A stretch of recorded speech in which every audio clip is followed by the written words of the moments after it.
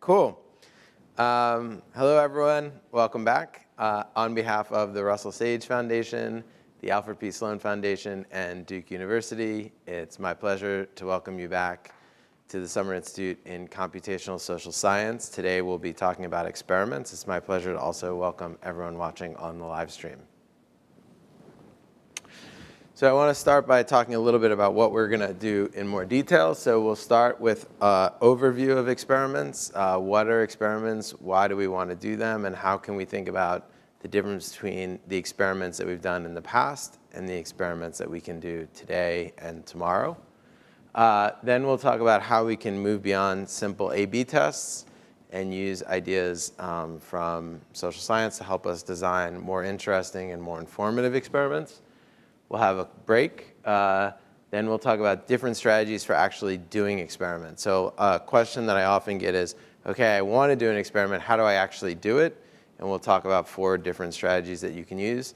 None of these strategies is perfect. They all involve different trade-offs. And so a big challenge is finding the right way, the right trade-off for the research question that you have. We'll talk a little bit more then about zero variable cost data and the Music Lab experiment. And this is a theme that's come up several times over the course of the first week. And we'll see this again about thinking about fixed costs and variable costs. But we'll see this particularly in the design of experiments. And then finally, we'll talk about the 3 Rs, which is a sort of ethical way of thinking more about experiments. Because experiments is one of the aspects of computational social science that raises some ethical questions. Many people find being in an experiment in and of itself to be an issue, let's say. And so we can think more about how we can do ethics specifically in the context of experiments. And then we'll talk about some logistics, have lunch, and then we get to have a break, which is going to be lovely. OK? And then we'll come back on Monday, and we'll start the group projects. So I want to start by talking about an experiment that I think does a really good job of illustrating what is the same about experiments and also what is different about experiments now. And this is the paper by Restivo and Van der Rijt. It's an experimental study of peer rewards. So what they were interested in is they were interested in studying the effect of awards on contributions to Wikipedia. So why might they be interested in this? So social scientists in general are interested in why people contribute to things called public goods. These are things where you contribute, but then many other people can benefit, and you can't prevent them from benefiting. And so the question is, why would people contribute to these things that help everyone? So this is a puzzle to social scientists. It's kind of not that puzzling to non-social scientists. But it's a long-standing question about why people contribute rather than free riding. And so they were interested in this long-standing question in the context of Wikipedia, which is a great example of a public good, where all of the contributions happen to be recorded in great detail. So what did they do? So they picked some deserving editors, people who had made a large number of edits. And for the ones of those deserving editors who had not yet received an award, they gave them an award. These awards are called Barn Stars. They're kind of like a pat on the back, like, good job. It has no monetary value, but has a symbolic value in this community.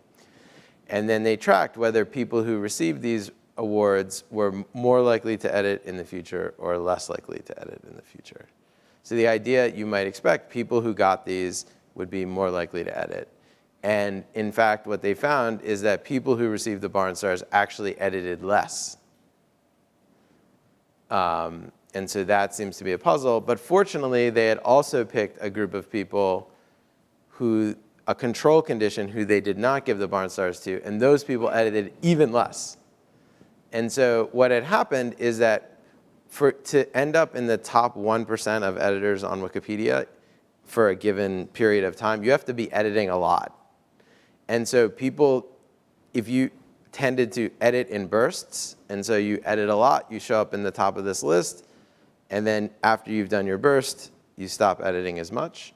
And so in this case, if you only intervened in the world without having a control condition, you would actually make exactly the wrong conclusion, right? So this is the value of the control condition, is it allows you to make sure that you are not fooling yourself. So often people like to go and do stuff in the world, and that is awesome. Doing stuff is great. But you also have to remember that if you don't have a control condition, you can potentially draw exactly the wrong conclusion. So that, for those of you who have done experiments, you're very familiar with the importance of having a control condition and why that is valuable. Now I want to talk a little bit about the mechanics of experiments and how the mechanics in this experiment were in some ways incredibly similar. Like you've all heard this story before about the importance of control groups. So I like to think about experiments involve really 4 main things. So first is you recruit participants.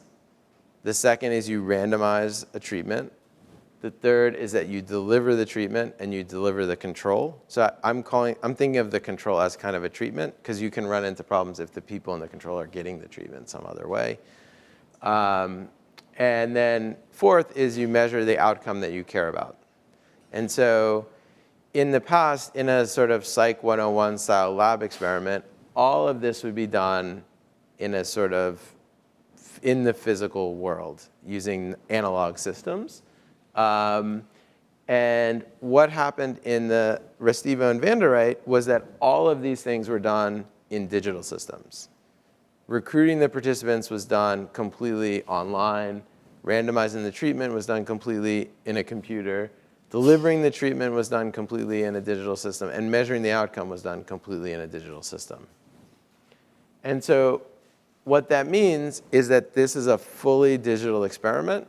And what that means is that there's no variable cost. So they had 200 people participate in their experiment. They could have had 2,000, 20,000, 200,000. They could have had as many people as they want. So this shows you, I guess, some of the power. If you can, the more parts of your experiment that are in sort of digitally native infrastructure, the more you get this really nice cost scaling, which means you can run bigger and bigger experiments. Now, this also highlights, I think, an important thing that will increasingly show up in ethics, that the main constraint on the size of their experiment was not cost. It was ethics. So if they had done 20,000 or 200,000 people, they would have flooded the Wikipedia system and screwed up the ecosystem by sort of devaluing this award. And so increasingly, this is also a great case of thinking about not harm to participants. So no one who got a Barn Star would be harmed if they gave out a bunch of Barn Stars. Everybody would be happy if they got one. But in this way, when you're intervening in a real ecosystem, you have the potential to sort of harm that ecosystem if your intervention is extremely large, even if no individual person is harmed. And so in this way, I think this experiment sort of reminds us of, one, why we do experiments, why they're helpful, what are the main components of experiments, and then also what we can do now if more and more of those components are done in digital systems. So I want to also clarify a piece of terminology. So in English, people often use the word experiment in kind of a loose way. So for example, I might say, I'm going to experiment with a new pasta sauce recipe tonight.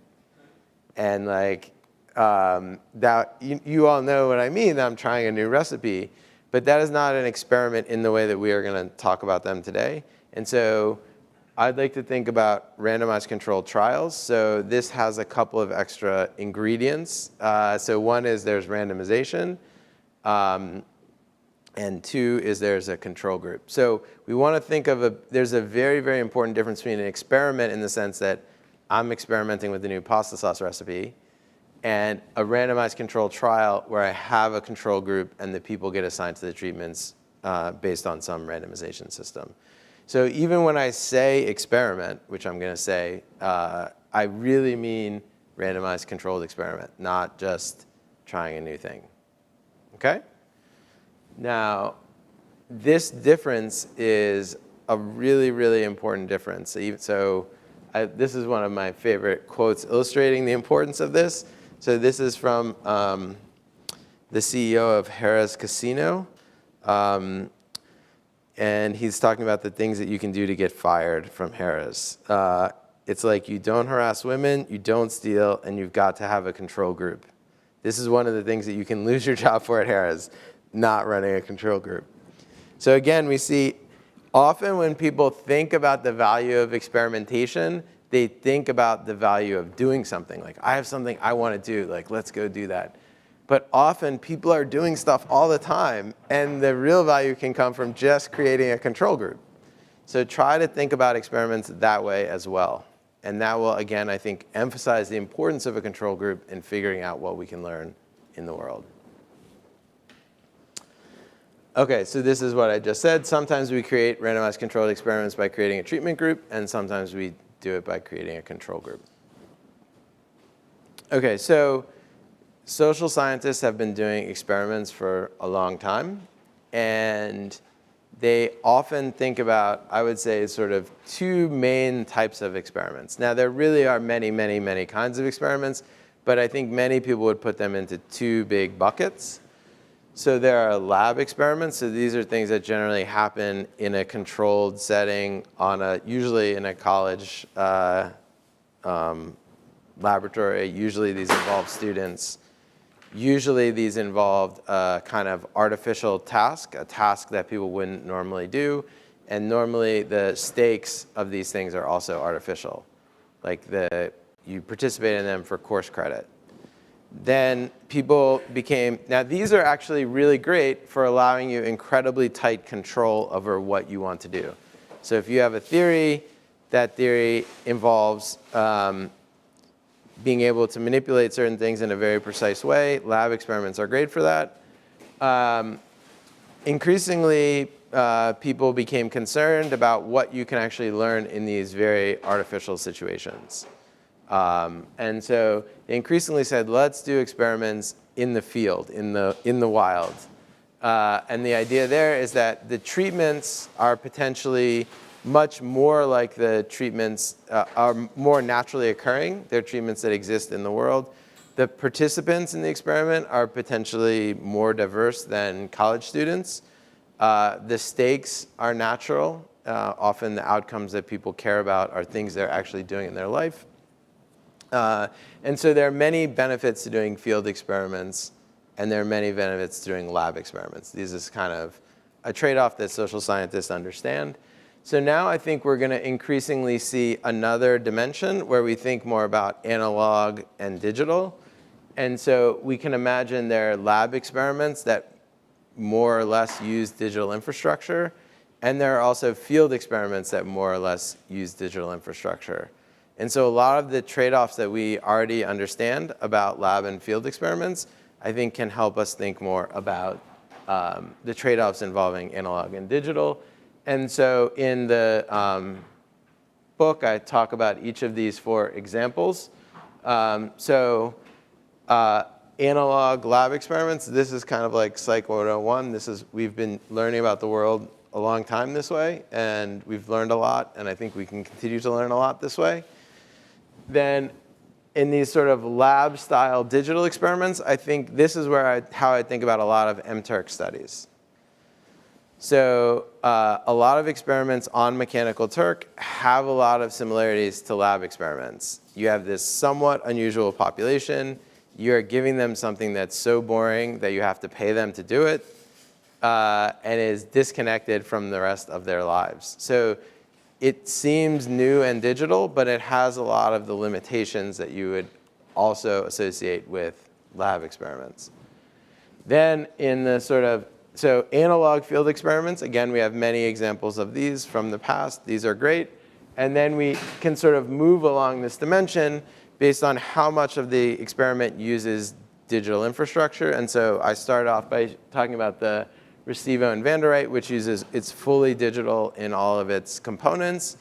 And so that, I think, is an example of a digital field experiment. Okay? And so we'll talk, as we see more examples, this might, I hope, help orient them. But if you are familiar with debates about analog between lab experiments and field experiments, a lot of the issues that arise are going to be similar, but are also going to be a little bit different. For example, zero variable cost data is very hard to get through either of these sort of analog approaches. Any questions about experiments? Why we do experiments, different kinds of experiments? Natalie, do we have a...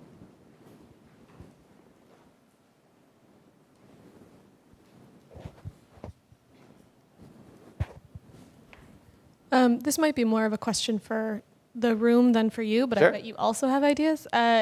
Is there sort of differential appreciation for field experiments across fields? In psychology, they're the gold standard, but people don't take the time to do them that often. Yep. So I don't know if that's really, really different for other people or in your experience. Yeah. I think this is a great question. And one of the things is, for today, the slides are much shorter, and so we will have more time for question and discussion. So I would encourage you all to think about questions. So one is like differences. So one way of asking the question is, are there differences in how different fields respond to lab and field experiments? And I think the answer is definitely yes. I think part of this is tradition in the fields, and part of it is the kinds of processes that they're trying to study. So my sense is that some of the stuff psychologists are interested in is very subtle. It involves like teasing out very subtle differences in what's happening inside of people's heads, which makes sense because they're psychologists. That's what they should be trying to figure out. And so in those settings, it's very hard to get at these subtle processes using field experiments. Other people in other fields, like in sociology and political science, I think are less interested in the very subtle things happening inside of people's heads and are more interested in potentially the impacts of certain things on the world, in which case I think field experiments are preferable. And so I think there's some intellectual reasons for this, and then there's also some sort of just historical reasons. I think also another difference is that once you have the infrastructure for doing one of these kinds of experiments, you want to keep doing those rather than switching to the other. So if you have a lab and you're all set up to run people through the lab, then it starts to seem really attractive to do lab experiments and ask questions that can be answered with lab experiments.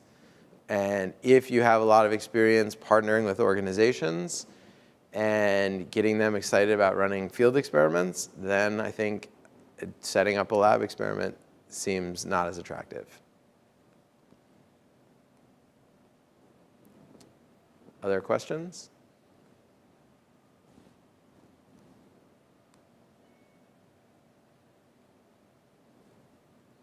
All right, let's keep going. Oh, yeah, Carson?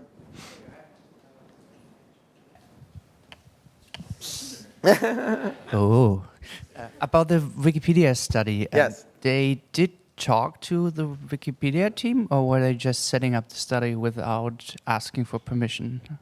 Because I feel like many of these experiments, you could argue that you do them in a way without harming the environment so much, but so actually without getting permission, but I still feel like that's an important thing, right? It's a great question. So this, I guess, gets to the nature of consent and how consent would work and whether you need consent from that community.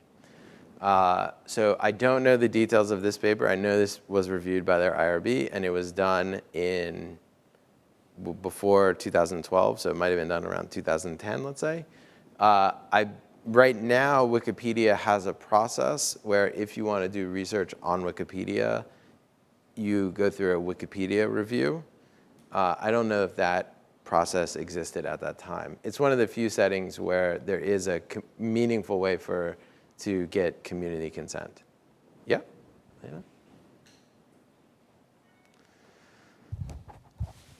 It's actually a very small question, just follow up to what you just said about Wikipedia consent.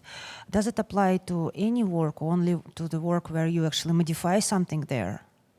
So I believe, I'm not an expert on the Wikipedia research review process. My understanding is that it is anything that involves contacting Wikipedia community members so not just experiments. So for example, I believe it's the case, I would not recommend this, but I believe it's the case you could write a bot that would send messages to a bunch of Wikipedia editors. So if you had a survey, you might say, okay, I want to scrape Wikipedia and I want to send my survey to 10,000 editors. And so even though there's no experiment, that you can see why Wikipedia might not want researchers doing that. And so I believe any contact with the community, but I do not believe they expect, I don't know how they treat if you're going to do analysis of the log data.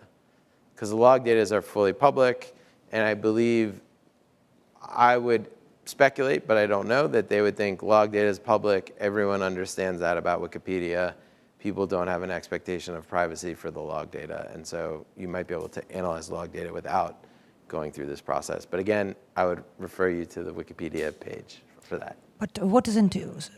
Okay. Policy that's around 200 people, or at least that's what's been negotiated in the last few papers I've seen. So smaller things. So they allow again what? Sorry, I didn't. Wikipedia has been allowing very small samples. So I think the process now is to contact them and say that you want to do a survey. But will this apply, for example, you do small edits on the pages?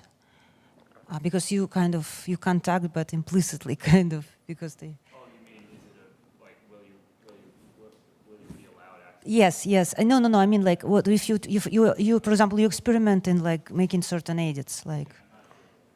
Okay.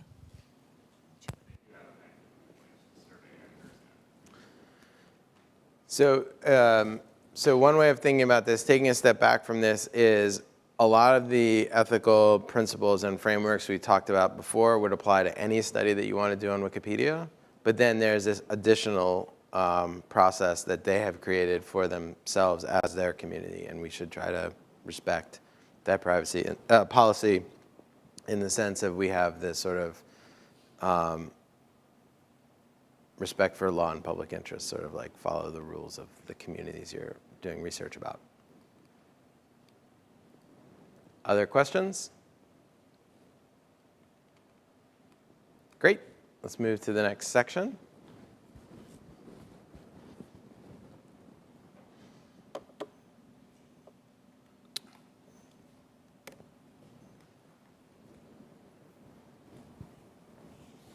Okay. So in the last chunk, we talked about what are experiments and why they're helpful and some different ways of thinking about experiments. Now I want to talk a little bit about some ways that social scientists have thought about experiments that help us learn as much as we can from experiments. So I see a lot of experiments that I see, I feel like are kind of missed opportunities. Because people are like, oh, I'm going to do in a lot of these online systems, they're like, oh, I'm going to do an A/B test. And I say, A/B test, that is great. That's going to help you learn something. But if you use ideas from social science about how to design and interpret the results from experiments, you can learn much more than you would learn from a simple A/B test. So I'm going to try to review some of the ideas that social scientists have developed over time to design interesting experiments and talk a little bit about how these make more or less sense in the digital age. So I want to make this distinction between what I see happening a lot on digital platforms at tech companies, which I would call optimizing experiments, and what I think social scientists normally do, which are called understanding experiments. So social scientists often want to understand the mechanism that is leading to a certain behavior, and people at a tech company often want to, let's say, increase click-throughs. And so these seem like very different things. But what I want to argue is that if your goal is to actually do optimization, the best way to do optimization is to understand what is happening. So you can do, for example, as Google famously did, trying 41 different shades of blue to see which is the optimal link color. And that is a totally fine optimizing thing to do. But for more complex behaviors, I think increasingly people will decide that optimization requires understanding, and that understanding enables you to break out of sort of local minima, or maxima. So like, what these like let's say you have this big mountain, and like you want to get to the top of the mountain, and a lot of these kind of A/B tests and optimizing experiments sort of move you around kind of where you are right now. And you can do a little tweak and things can go up, and that's great, but it's not really going to get you to the sort of next highest peak in the mountain through this process of trial and error. The way that you're going to get these big improvements, I think, is going to come from understanding what's happening. And increasingly, we want to be able to combine these things. We want to, particularly if you want to partner with an organization or you want to partner with a company, you're going to want to be able to design experiments that achieve both of these goals simultaneously. Because your partner is often going to be very interested in moving a particular metric. You are going to often be motivated by trying to understand something. And I think we want to have more and more ways that we can design experiments that achieve both of these goals, particularly if you want to do them with some partner. So I think a great example of this is this paper. It's a field experiment, analog field experiment, about the power of social norms. And so what they did is they measured people's electricity consumption, and then they gave them some information about their consumption relative to their neighbors. So this was not exactly what they gave them, but something like this. And they said, you are using less energy than your efficient neighbors, and you're using less energy than all of your neighbors. And then they tried to measure whether this would change the amount of electricity people use. They were very interested in decreasing the amount of electricity people would use. And what they found is no effect after 1 week or after 3 weeks. So this seems like not a very interesting experiment, except they were actually much more clever than what I've just described to you. So they thought carefully about what they were doing, and they reasoned that there might be differences based on the amount of electricity people were using ahead of time. And so if you split this out by the people who were using less energy after they got this flyer started to use more energy. So they were like, oh, I'm not using enough energy. I should be using more. So you see this, it had this, but for people who are using more, it caused them to use less. Okay, so basically, for some people, this treatment had the intended effect. For other people, this treatment had exactly the opposite effect. And this was true whether you're measuring 1 week after the treatment or 3 weeks after the treatment. And in fact, they had anticipated this as well. And they had designed another treatment which was intended to mitigate this problem, to mitigate this boomerang effect. And so what they did is for some people, in addition to giving them this information, which they called descriptive norm, they also gave them this information, which is a proscriptive norm. So they said, if you are actually doing less, we want to let you know this is good. You should be happy about this. And so the reason that they did this, they argue in the paper, is that this comes from a theory of norms. And so they have this paper from like 1990 about the difference between descriptive norms and proscriptive norms. And so the treatment here is absolutely derived from a much more abstract idea about what's going to happen. And so notice that they didn't change this color to blue or change this to red and like try different shades of colors. They like thought about how people are going to be making decisions based on this more abstract theory, which allowed them to design this treatment. And this treatment here ended up dramatically reducing this boomerang effect. So this sort of walks us through an entire trajectory. You have something that doesn't look like it's doing anything, but in fact, it's actually doing two offsetting things, which is a very important thing that can be lost when we look at the average treatment effect. And then we have a new treatment that was motivated by theory that helps eliminate the sort of part of the effect that you don't want. And so we take a program that seems like it's not doing anything and actually turns it into something that's working well.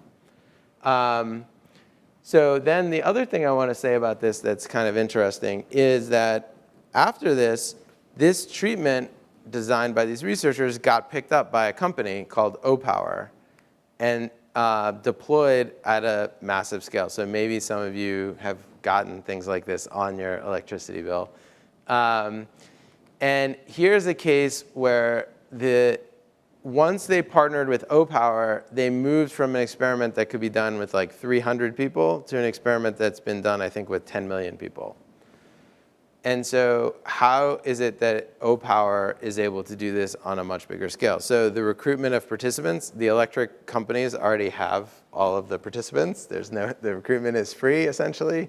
Randomization is very easy. When they print up people's bills, they can send them. It's easy to randomize inside of that printing system because that's run by computers. Delivering the treatment, they mail them the letters. And then the outcome here, though, is measured by these physical sensors in the built environment, your electricity meter. So the variable cost in these experiments is 0, and that's what allows them to get really, really big. So I want to emphasize also these 0 variable cost experiments are not just online. So I started with Recibo and Van der Reyt and Wikipedia, and you're like, OK, yeah, digital stuff online. But increasingly, I think we will see physical sensors in the built environment. So you'll probably all hear about the Internet of Things. And increasingly, we are going to live, I think, in a world of sort of constant measurement of everything we're doing in the physical world as well. And so the important difference is not between online systems and offline systems. It's between analog systems and digital systems. And I want to also point out that this scaling it up to 10 million people is not just about being cool.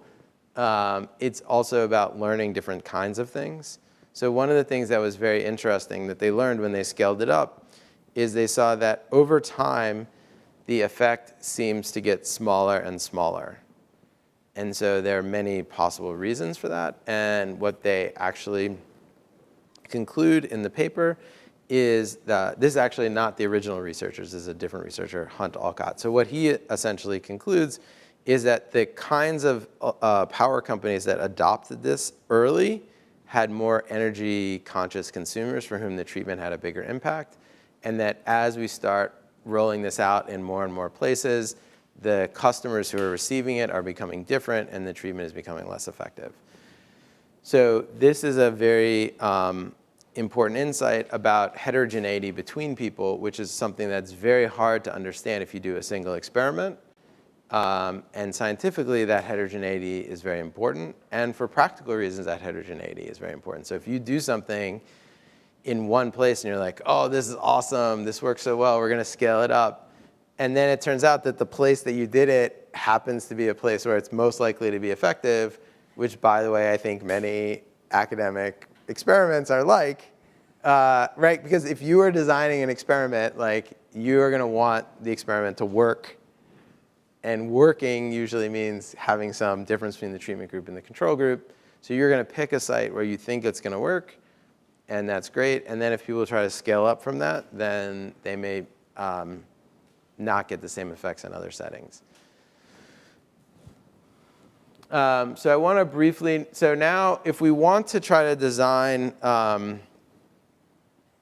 more interesting experiments, I think there are 3 ideas from social science that are very helpful for that. And they are validity, heterogeneity of treatment effects, and mechanisms. And so I want to walk through each of these. You've probably heard all of these before. Just want to walk through each one briefly. So validity is kind of like, it's like in the way that the total survey error framework was like a way of thinking about all the problems that can happen. I think the people who have worked on validity of experiments try to think about all the possible errors that can happen and fit them into these broad categories. So the first is statistical conclusion validity. So this is basically like, did you do your statistics correctly? So those issues are generally the same in analog and digital experiments, although certain digital experiments have different statistical challenges. Internal validity is roughly the idea of did you actually do what you think you did in your experiment? Was there some kind of leakage of information or something didn't actually physically work right? So digital systems are generally very good for that. Like generally, if you are doing an experiment on an online platform, it should deliver the treatment to the people it's supposed to deliver the treatment to. It should measure the outcome correctly. This is not always true in field experiments. Generally, online experiments should, and digital experiments should help improve internal validity. Construct validity, so this is a different thing, and this is a very, I think, underappreciated problem. So social scientists often reason about kind of abstract things like democracy or social capital. And these are ideas that we talk about and think about. And then when we have to actually do something, you have to have some way of measuring or quantifying that construct. So like you might say democracies are less likely to go to war with each other or something like that. So that's kind of a theoretical statement, and then you have to like define what a democracy actually is and measure that construct. And that is often very tricky. And same with war. That would be hard too. And so often in digital experiments, sometimes we get a good measurement of the construct we want. So in the Restivo and Van der Reydt, it's contributions to public goods. So edits to Wikipedia, I think, are a good match for that construct. But sometimes if we're doing an experiment in a system we don't control, let's imagine we're doing an experiment in Facebook, or Facebook might not operationalize the kinds of ideas that we care about in their system. And so you can potentially have an experiment that is completely correct, high internal validity, correct statistics, but doesn't actually inform the theoretical statement that you're trying to address.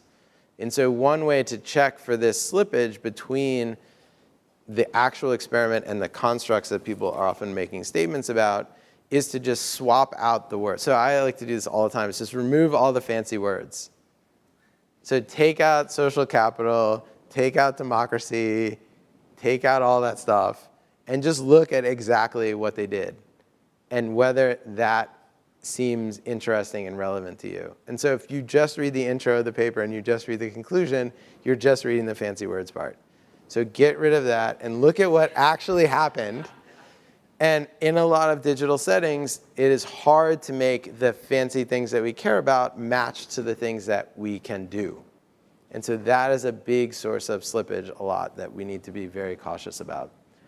And the final kind of validity that people talk about a lot is external validity. This is sort of, if we have a lab experiment, let's say, we might wonder if we would get different results if we ran it in a different place, at a different time, with different participants. In the past, external validity has been largely something that people would argue about without evidence, I would say. So I've been in talks where people would say, OK, I did this experiment, and this is what I found. Someone would be like, oh, what about the external validity? And the speaker would be like, well, I think it would be externally valid. I think it would get the same results other places. Someone else would be like, I don't think so.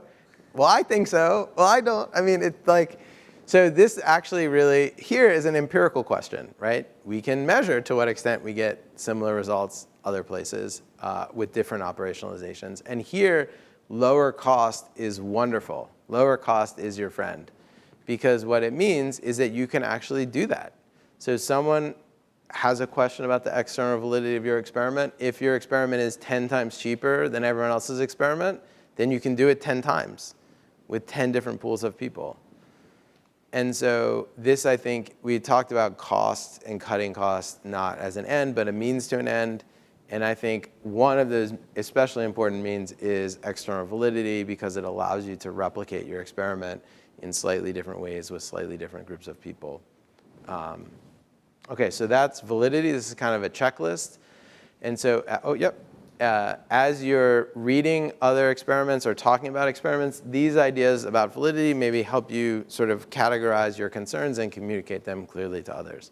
Question? I have kind of question about definition. Yeah. Because when I was, at some point, I was doing some some work related to kind of theoretical causal validity, and I understood that I have hard time to understand whether there is like, so this is the list of standard validities, because Correct. there's also ecological validity, I think, yes, and some other validities. So there were Yes. like so many of them. So Yes. my paper, I had hard time. This is the first question, and second is, I think you said it, but that was another difficult thing, because there was not even a single definition of what is experiment. Yes. So the definition of experiment, and they were like, yeah. So Yep. do you think like that there is now some like it was like 5 years ago, so maybe it has changed since then. Since that time. No. Well, okay. So let me answer. So the validity and what it actually means. So this idea of validity, it's very much drawn from the work of Cook et al., Cook and Campbell. They have a book that has, I think, 20 validities or something. Yeah. So I think that book is cited in Bit by Bit. You can read it. I think.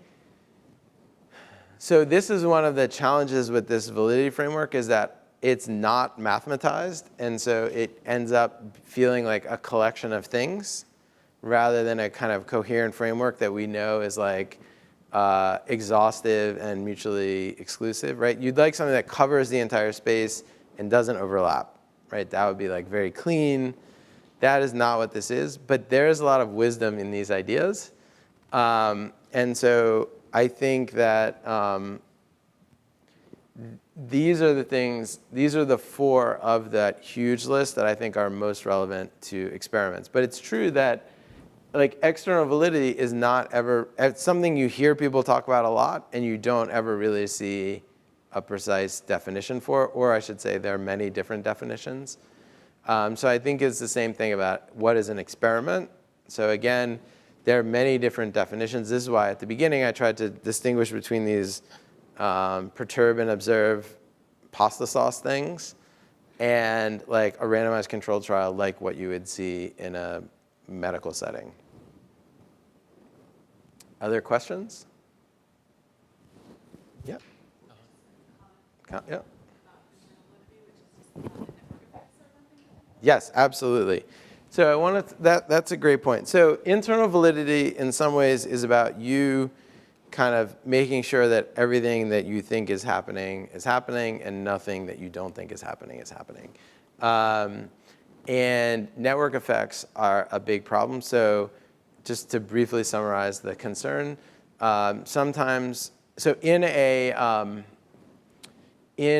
say we're going to do a clinical trial of a drug to lower cholesterol. And then some people would get that drug, some people would get the placebo. So whether I get the placebo has very little impact on the effect of that drug on Chris. And whether Chris gets the placebo has very little effect on me, because basically we're sort of independent. Now that's not totally true in certain settings. I'm not a doctor, but okay. But it's pretty close to true for lots of drugs. In a lot of social settings, people are connected to other people, and should one person receive the treatment, that can potentially impact people that they're connected to socially. And so in a lot of experiments that you see on Twitter or Facebook, this is a major issue that your treatment can be spilling out into. It's like if I was going to take this cholesterol drug and it would like happen to like radiate from my body, and my friends would get some of the benefits of this drug. And so it's a big issue, and it is a tricky issue. I think Chris has done some work on this in some of his experiments. So definitely something to be aware of if you're doing them in a social media site. That's an example of something that comes up more now than I think in the past, because the context in which we're doing these experiments is slightly different. Or maybe it's always existed in the past and we just haven't paid as much attention to it. Other questions? Okay, so remember we're talking about ideas that can help us design more interesting experiments. So one is thinking about validity, and as you're designing your experiment, you want to be thinking about these issues. As you're interpreting the experiments of others and communicating about them, you want to be thinking about these issues as well.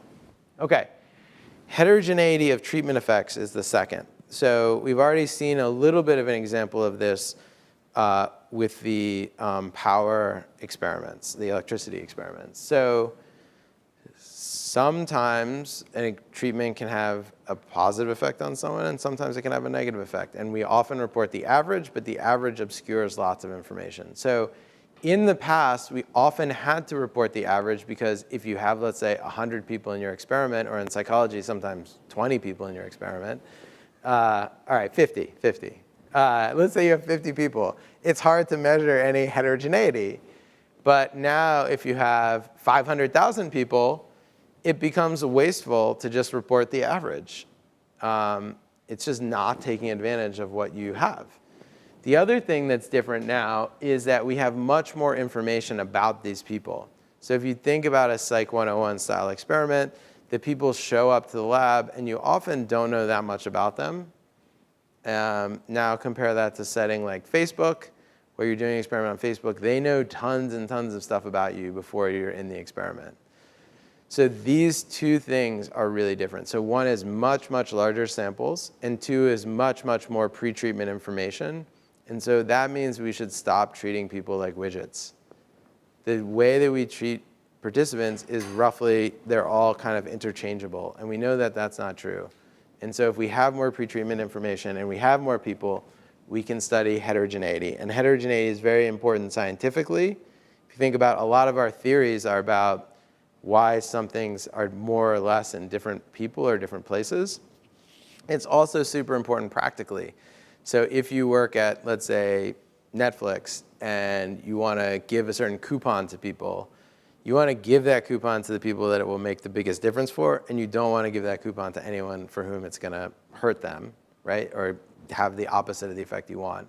So for practical reasons, heterogeneity is super, super important as well. So I think this is a place, remember I talked about combining optimizing experiments and understanding experiments? To me, heterogeneity is like a really good place for that, because it seems like something that everyone would care about.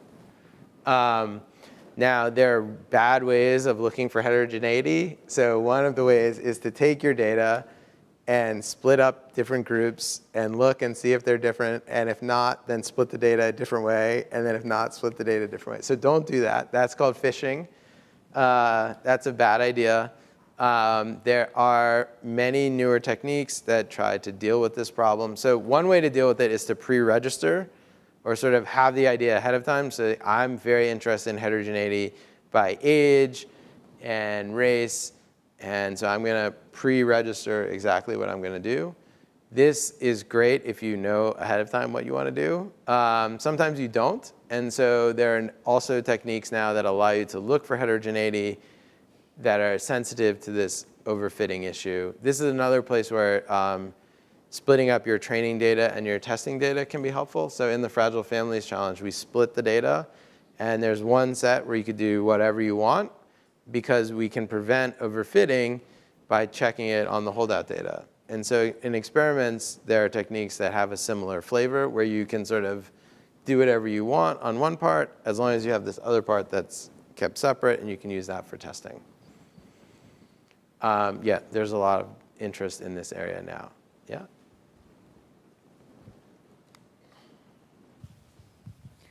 I was just wondering about what kinds of treatment effects, and especially like non-compliance and that kind of thing, because in health science, there's a big discussions about what you should report. Is it the treatment effect among the treated, or Yes. what to do about that? Yeah, so this is a great question. So this, I would think of this, so in the internal validity, I would put this kind of in internal validity, is how I would think about it, I guess. So like, let's imagine that you, let's go back to this cholesterol study. Or let's pick a social science example. Let's say we're interested in what's the effect of watching the news on TV on your political attitudes, let's say. And so you as a researcher might say to someone, okay, we would like you to watch the news for 30 minutes every night. And then we'll give you surveys, and we'll track how this impacts your attitudes. And not everyone is going to do what you say. And so this is called non-compliance. And so this creates a number of challenges in the analysis, because it's not clear how you should include those people. Should you only report the people that watch the TV? then you're not really, that's not a super fair comparison because you're comparing the people that comply with your request to everyone in the control, who includes people who might or might not comply. Should you just include everyone who received the encouragement and the people who didn't receive the encouragement? That's not totally, that seems a little unfair too, because then you're not really measuring the effect of the actual treatment, you're measuring the effect of the encouragement, right? Because you're sort of, so this is a subtle issue. I don't know what the right thing to do is. I think the right thing to do is sort of be clear about what you're reporting. I guess that would be, and be clear about the limitations of that thing. But as you start doing experiments in the world, you run into problems like non-compliance. You can also run into something called two-sided non-compliance, which is even more complicated, where people in the control group sometimes actually get the treatment because like people in the control group can watch the news anyway. Like you can't stop them from watching the news. So this makes the analysis of experiments, I think, even more complicated. You have to be clear about exactly what effect you're estimating and what you're reporting. Other questions? Okay. So I want to talk about the final idea that I think can be very helpful is mechanisms. So I think a great example, oh, I took out the picture. So a great example of mechanisms is Lyme's and scurvy. So scurvy, no one here has had scurvy, I presume, which is great. We're all very lucky. Scurvy used to be a really, really big problem. So people would go out on boats and sail around to try to fight wars or to trade, and they would get scurvy, and their teeth would fall out, and it was really bad. And they didn't really know what was causing scurvy. So they tried a bunch of different things, and they found that giving people citrus prevented them from getting scurvy. And so that is in that case, they understand that if you eat citrus, then you won't get scurvy. But then the question is, so that's great. So you might say, all right, they're done. Great. But then you might want to know, why does eating citrus prevent you from getting scurvy? And so that's really a question about mechanism. So it's not whether the treatment is effective or not. That's often the first step that we have. But then the second step is almost always, well, why did it work? And this can be very, very helpful as well, because and it took them, I think, another 200 years to figure out that it was vitamin C was the mechanism through which this happened. But if you understand the mechanism is vitamin C, then that opens up a huge range of new treatments. So it turns out it's not easy to have citrus in a boat sailing around.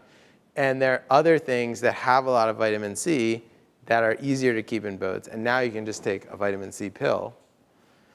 And so if you think about some effect that you've seen in an experiment in the world, and if you understood what the mechanism actually was, then you could imagine like distilling and concentrating that mechanism and like turning it into the vitamin C pill.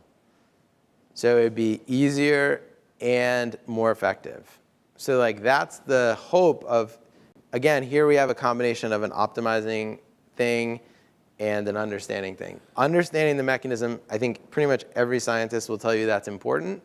But if you want to optimize, understanding the mechanism is also super important. And so that's kind of the idea with Lyme's and scurvy. Now the problem, for those of you who have tried to understand what mechanisms are in your experiments, is that it's super, super hard. So most things are not as easy as scurvy and Lyme's, and that took 200 years. So Don Green and some colleagues have a paper called Enough Already about Blackbox Experiments, where they go through and talk in detail about why these things are hard.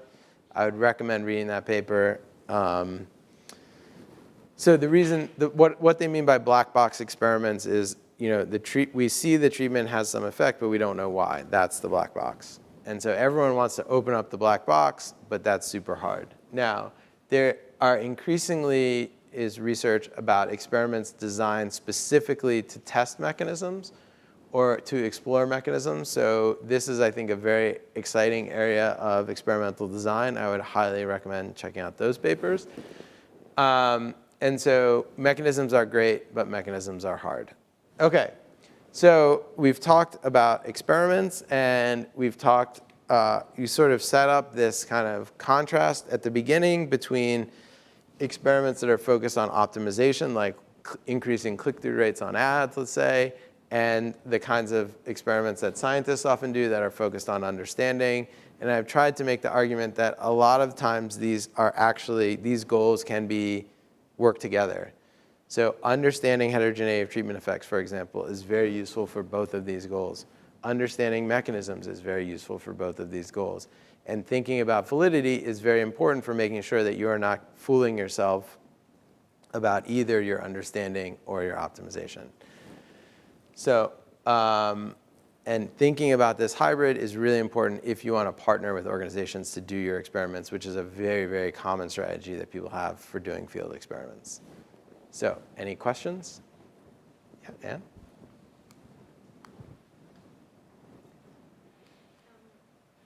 Is this one? Yeah, okay. I was wondering about the power company and that, like, isn't there often a conflict of interest? Like, why would they want to have you decrease your spendings? And isn't that the general problem when you partner up with the company? They want to make you consume more, and you want something that's not that generally. Okay, that's a great question. So one is the specific thing about the power company. So I believe it's the case that, okay, I don't know the details of the power companies, but my understanding is, one, that they're regulated. And so in some cases, there are laws that are encouraging them to decrease. They're sort of quasi-required to. Also, I think there's an economic incentive, which is that it's very difficult to build a new power plant, and it's very expensive. And so if they can continue to serve everyone just with the amount of plants they have, they want to do that. The second question is, I think, a more general one, which is about, if you're partnering with someone, how do you make sure that your incentives are aligned? In other words, does the company, or it could be an NGO, or it could be the government, is your partner trying to do something that you personally want to do? And that is obviously has to be decided on a case-by-case basis. But David Lazar, for example, in his talk, talked about thinking about values in terms of the problems we choose to work on. And so I think here's a case where you can think very carefully about what partners you want to work with, and whether the kinds of things they're doing are things that you think are beneficial, and it's an important part of the partnering process. Other questions?